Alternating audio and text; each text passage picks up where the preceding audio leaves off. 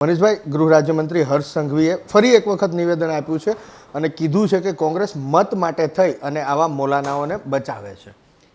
મને એમ લાગે છે કે ગૃહ રાજ્યમંત્રીને પોતાના પદની પણ ગરિમા સમજ નથી અને એમને પોતાના ગૃહ વિભાગ વિશે પણ પૂરતી માહિતી રાખતા નથી.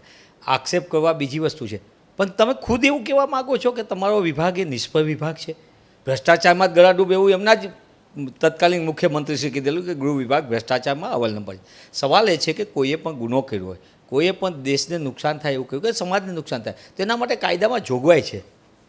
પણ જેની તેની વાત થાય, કાંઈ પણ થાય, સુરત ક્રાઇમ કેપિટલ તરીકે અવ્વલ નંબર ઉપરનું શહેર બન્યું, એના માટે કોણ જવાબદાર? ગૃહ રાજ્યમંત્રી કહેશે દેશના જે શહેરોમાં એમાં કહેવાય ગુજરાતનું અવ્વલ નંબરનું ક્રાઇમ.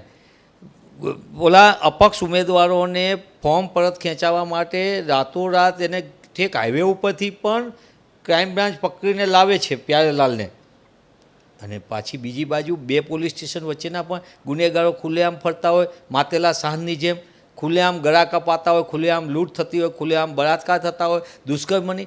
ત્યારે ક્યાં ગૃહ રાજ્યમંત્રીશ્રીને યાદ નથી આવતું? ખુલ્લે આમ દારૂનો કરોડો લીટર દારૂ ઠલવાતો હોય ગુજરાતમાં, ડ્રગ્સનો બેફામ વેપલો ચાલતો હોય, મારું યુવાધન ગુજરાતનું અને દેશનું યુવાધન બરબાદ થતું હોય અને ગુજરાત ડ્રગ્સ માટેનું ગેટવે બનતું હોય, એના માટે ગૃહ રાજ્યમંત્રીશ્રીને યાદ નથી આવતું.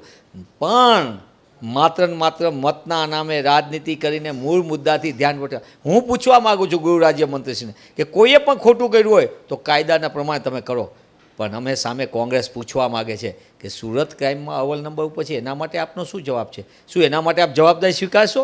શું આપણા વિસ્તારની અંદર ઠેર ઠેર લોકોની જાન સાથે ચેડા થાય છે, ખુલ્લેઆમ હત્યા થાય, દુષ્કર્મના આરોપીઓ ખુલ્લેઆમ ફરતા હોય, કરોડો રૂપિયાનો ડ્રગ્સનો વેપલો થતો હોય, કરોડો લીટર દારૂ ઠલવાતો હોય, એના માટે ગૃહ રાજ્યમંત્રીશ્રી જવાબદારી ક્યારે લેશે?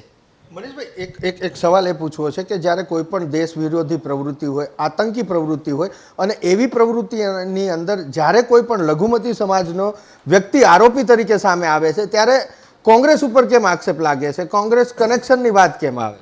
મને એમ લાગે છે કે એક સગવડિયું રાજનીતિ કરીને સતત એક પ્રકારનો ખેલ ઊભો કરવાનો આવી રહ્યો છે. દેશની અંદર કોઈ પણ ગુનેગાર હોય અને કોઈ ધર્મ કે જાતિ ન હોય, ગુનેગાર એ ગુનેગાર છે.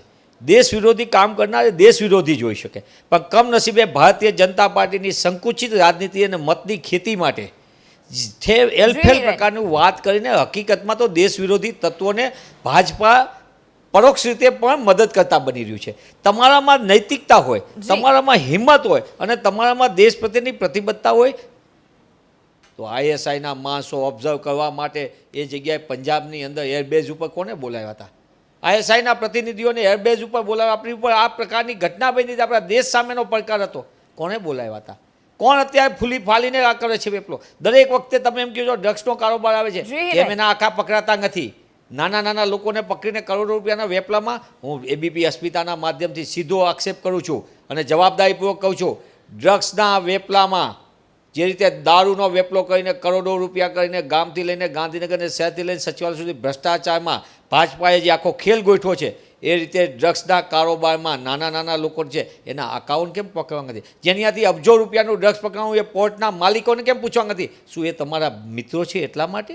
આ મિત્રોને બચાવવા માટેનો ખેલ કરો ને કોંગ્રેસ ઉપર આક્ષેપ કરો. હું એબીપી અસ્મિતાના માધ્યમ કહું છું, દેશ વિરોધી કોઈ પણ હોય એની સામે કડકમાં કડક કાયદો લેવો જોઈએ. પણ તમે સલામત ગુજરાતની વાત કરી હતી, તમારું સુરત તો સલામત નથી, એના માટે તો ક્યાંક ગૃહ રાજ્યમંત્રીશ્રી જવાબદારી લો. ખૂબ ખૂબ આભાર મનીષભાઈ. તો મનીષ દોશીએ ગૃહ રાજ્યમંત્રી હર્ષ સંઘવીએ જે આક્ષેપ કર્યો છે તેની સામે વળતો જવાબ પણ આપ્યો છે અને વળતો આરોપ પણ મૂક્યો છે.